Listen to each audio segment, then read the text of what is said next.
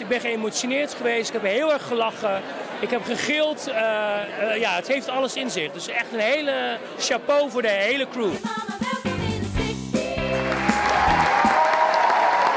Ik vind het echt fantastisch. Ik vond het heerlijk. Ik heb zo genoten. Zo feestelijk en grappig. Ik zat met een big smile in mijn stoel. Ik vond het echt fantastisch. Het was echt een feestje. De kostuums zijn prachtig, ook de hele kleurschakeringen. Het ensemble is supersterk. De dansen zijn waanzinnig. Ik zit er echt de hele tijd met een glimlach op. De humor is echt... Richard, je kunt er niet omheen. Richard, ja, I love him en hij is subliem. Ik ben zo ontzettend verrast door Tamar Floor. Wat een talent. Ze hoeft er maar gewoon te staan. Ze hoeft de mond maar open te trekken. En alles komt er zo vloeibaar en makkelijk eruit. Het is een feest om naar te kijken.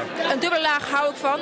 We moeten erover praten. En ik denk dat het op een hele goede manier wordt gedaan. Het gaat er niet te zwaar over. Maar juist doordat er heel veel humor in zit, maar ook dat aangetikt wordt, komt het goed binnen. Je wordt er ook zo vrolijk van. Ik had echt zin om daar zelf te staan. Alleen maar good vibes. Echt heerlijk.